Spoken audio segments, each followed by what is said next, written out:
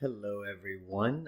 Isaiah Cochran here. I'm a first year resident at Halifax Family Medicine Residency in Daytona Beach, Florida. I live in Lake Mary, Florida, which is about 20 minutes outside of downtown Orlando. I had previously lived in Daytona, but my partner, Michael, is architect and working at Universal Studios Orlando, so we wanted to split up the drive. So we're both happy that we're closer to a his job, and we love Orlando. But with that being said, it's nice to be with you all tonight. It is my hope that I'll get to join in person, or I should say virtually with you live. But unfortunately, I was thrown onto Jeopardy call. So I will be on call tomorrow, which is the day that you guys will be watching this presentation.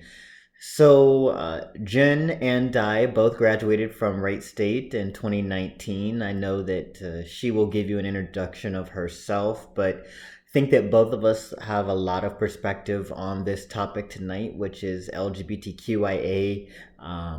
Inclusion as well as discrimination that we've seen throughout history. I have put together a PowerPoint, so hopefully it's being shared with you guys, and timing might be a little off because nobody really has seen this video before. But with all that being said, I'm going to get right into it. And as you can see, it is entitled A Rainbow Through Time, because what I'm going to do is take you from the very beginning of history when it comes to LGBTQIA rights as well as LGBTQIA individuals just in general. So we're going to start off with some ancient history. So LGBTQ history dates back way, way far back, as I'm sure many of you know. I think the most famous is ancient Greece, which we'll get to. But instances of same-sex love and sexuality of ancient civilizations involving lesbian, gay, bisexual, transgender individuals has gone on all over the world for a long, long time. It is not new, even though social media and everything could lead you to believe that all of this is a new popular thing. But as you will see, what really happened was that it was popular at a time, but because of persecution, we couldn't be as out as we're able to be now.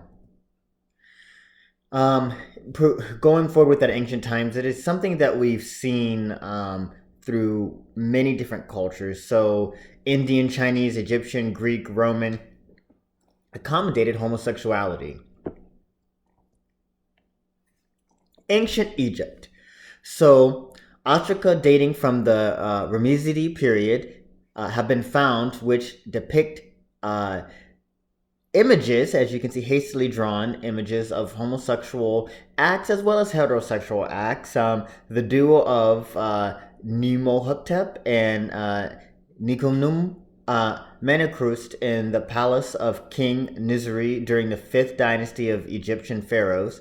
This was around circa 2400 BC.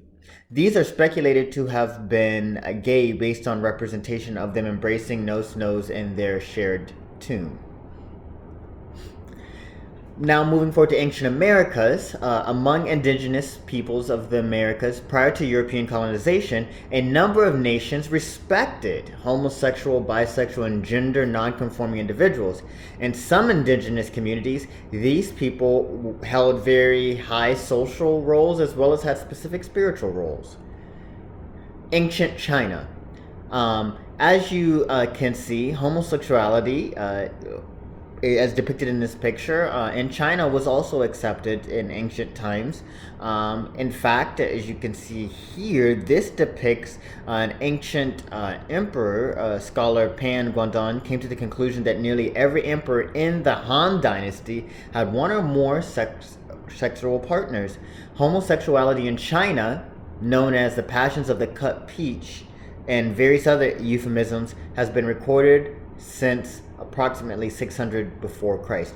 So before I go forward, I'm painting a picture for you all of kind of how things were very far back in terms of written history. Obviously, the earth dates back much further, but just in terms of written history for you all to see.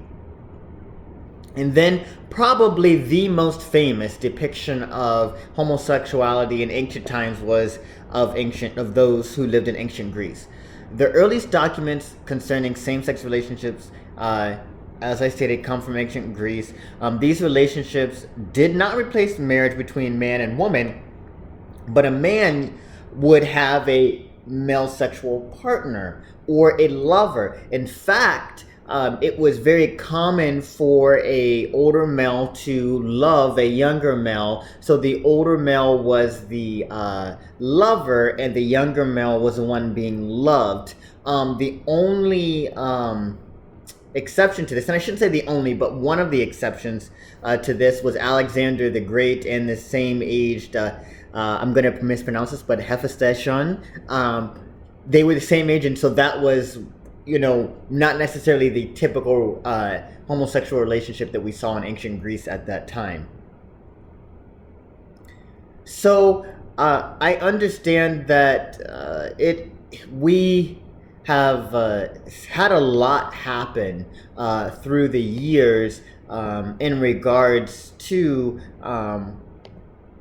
homosexuality and everything in between. And so I want to now bring you forward a little bit to the Dark Ages, when we had the advent of Christianity grow, and as religion really became more robust in people's lives, so to speak. Not that it wasn't before, but even more so, I will say.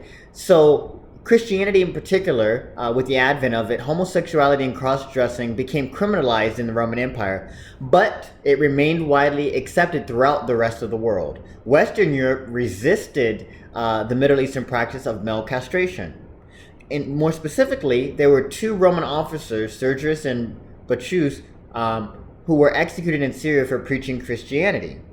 We know how all of this played out, if we remember back to our history. They are later recognized as saints and become a model for the same-sex union or wedded brotherhood, ceremonies performed in the Christian world from the 8th to 18th century. Rome enacted its first law against homosexual citizens under Christian leadership, taking away their right to make or benefit from wills. So we start to see this discrimination of LGBTQIA individuals. Moving forward to the Middle Ages, with the growth of Christianity and the advent of Islam, things became even more difficult. In the year 700, the custom of castrating homosexual slaves and house servants is introduced into northern China by Muslim merchants during the 8th century. The Korean Emperor Hojong is executed 15 years after his ascent to the throne, when royal subordinates can no longer tolerate his effeminate behavior. And then England's King Edward II is grotesquely executed after refusing to end his unnatural relationship with Hugh Despenser, a son of the Earl of Winchester. So now we're starting to really see the outward discrimination, the killing of individuals who identify as LGBTQ.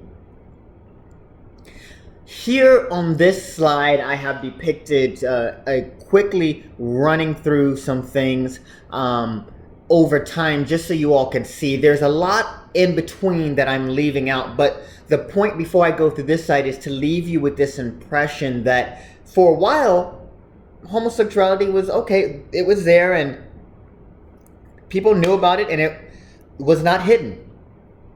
But unfortunately, it's one of those things where religion came in, and not saying anything negative about religion, but just saying that we all know that religion was used to persecute many peoples, even here in the United States with our own history. We know that for a while there, slave owners used the Bible to affirm what they were doing. And so I'm not going to necessarily read through this slide. I'm going to leave it up for you all to see as I talk more broadly about kind of my viewpoint on this specific instance, or this specific group of individuals throughout history, and comparing that to other groups of individuals throughout history.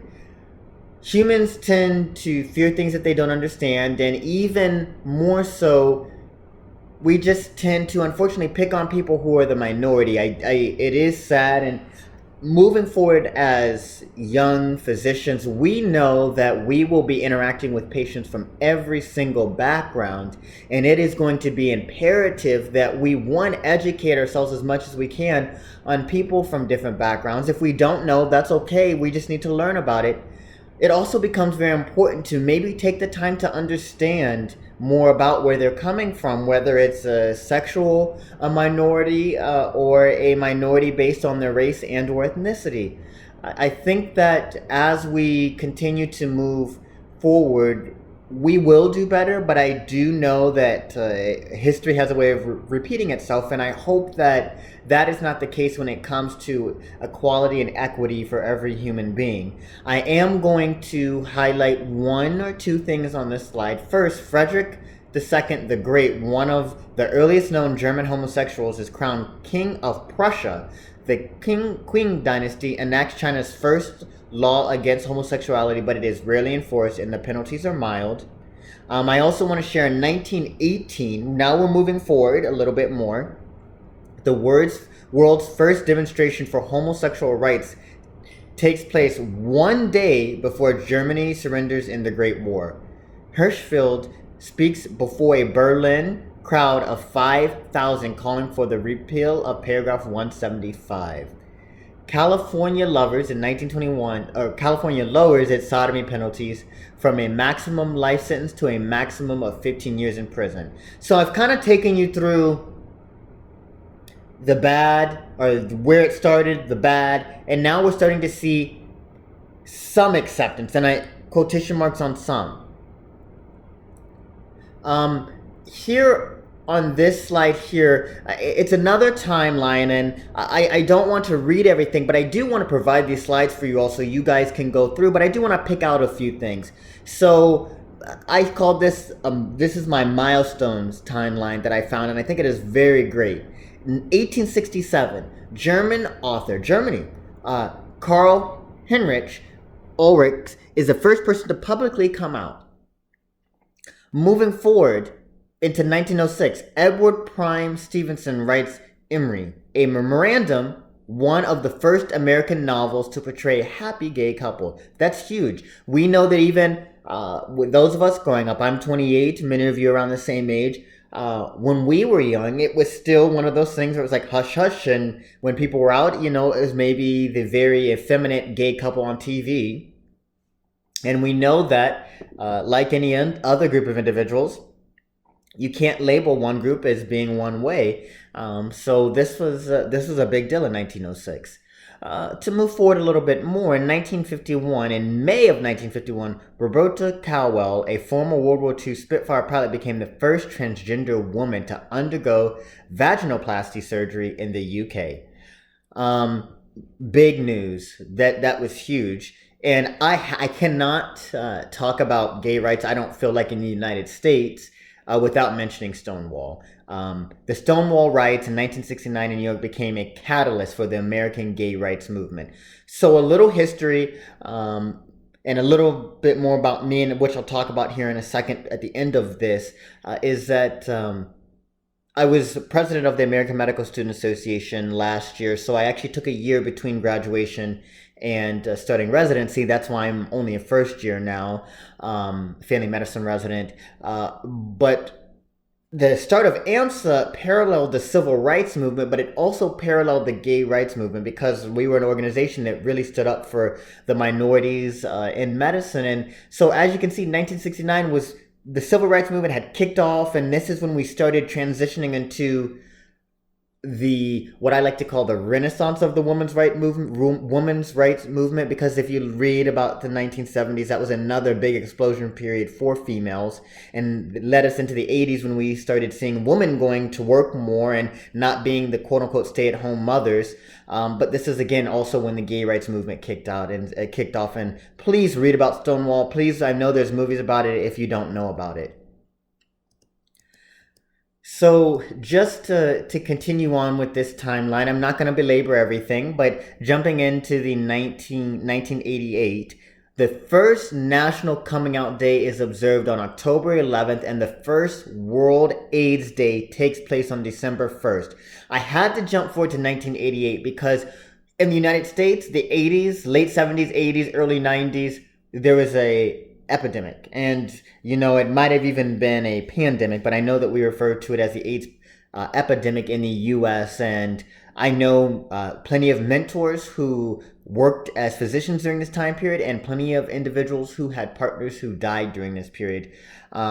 It is quite a it was quite a sad time for everyone, and I just have heard stories where someone would come in and they had AIDS at that point, of course, and there's nothing they could do. And you had people getting the pneumocystis pneumonia, toxoplasma, and many other things like Kaposi sarcoma. And thankfully, we have come forward so far when it comes to the treatment of HIV care. I shared during my time in Dr. Schuster's class that I found out that I was HIV positive during medical school. I will spare you all of the details, but it definitely was something that took me by surprise. I thought I had done everything that I needed to do, but with that being said, you can only do what you can do, and sometimes when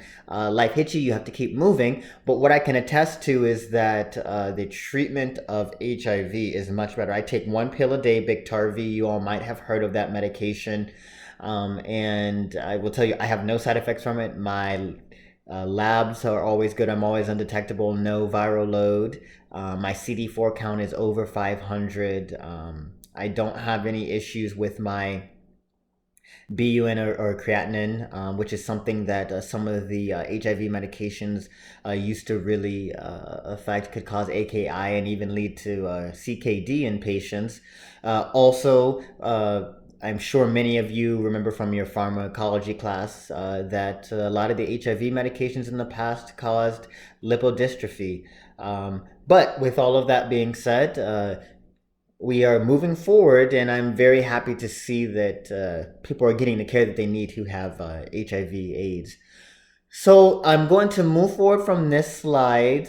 You can read through, and with me talking, I hope you've had a chance to read. But I want to bring us to 2019, 2020. And there are some things on here that I don't have on the slides, but I'm going to share with you. So we know about the legalization of gay marriage on the federal level in 2015, which was, I did not think it would happen so soon, because when I started college in 2011, I did not think that I would have the opportunity to legally get married, depending on what state I lived in, for a long time. So to see the change when it comes to the access that now younger gay individuals have just to one another, and part of it's because of social media. 2011, 2010, 2011, 2012, 2013. Yes, we had smartphones, but things were still really getting started.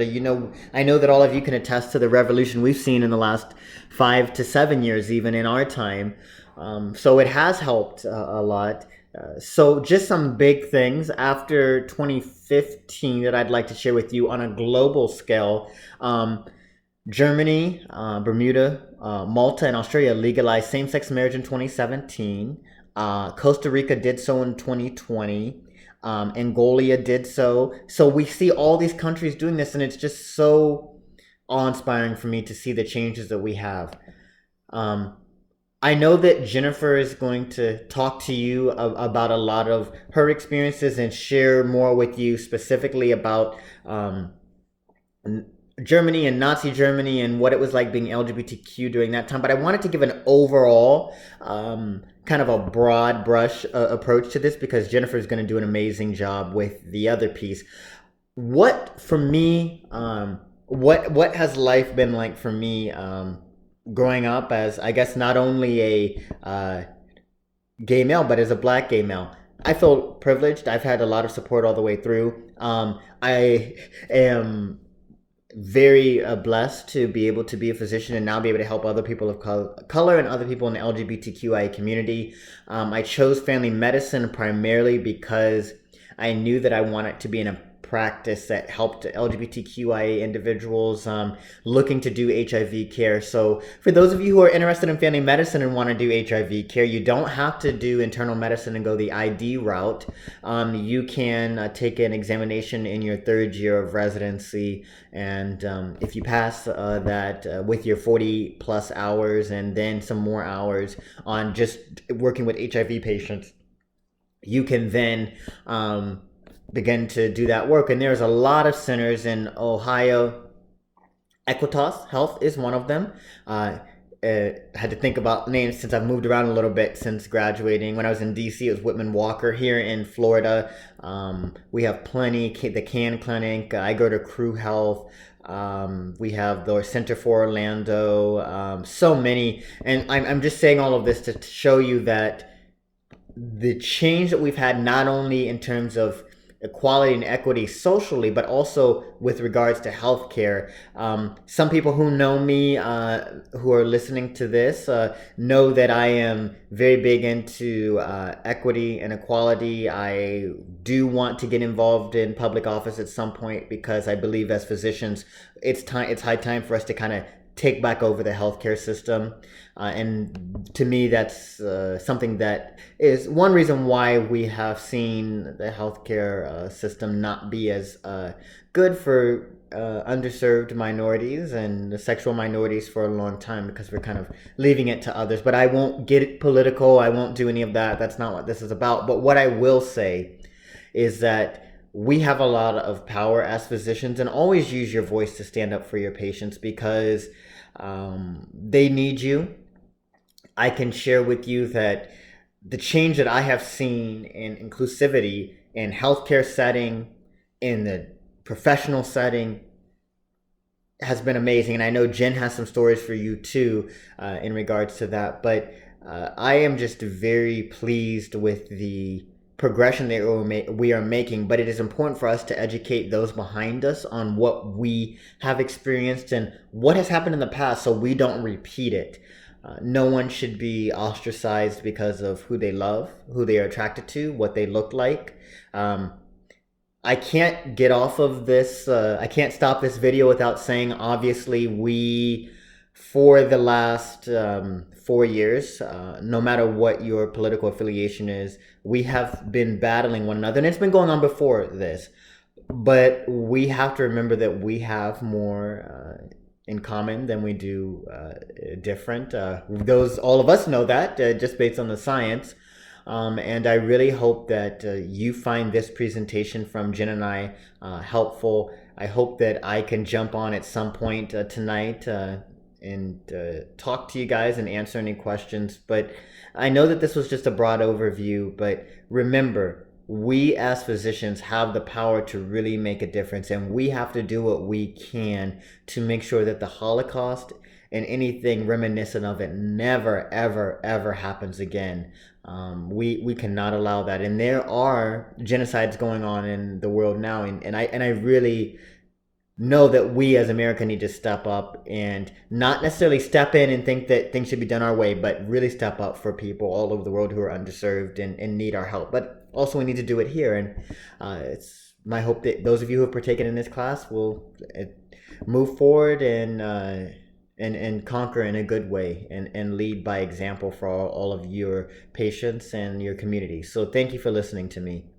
And a disclosure, I was debating, should I put on my scrubs or a nice shirt, or should I leave on my tank top? And I said I'll leave on my tank top because I'm in Florida.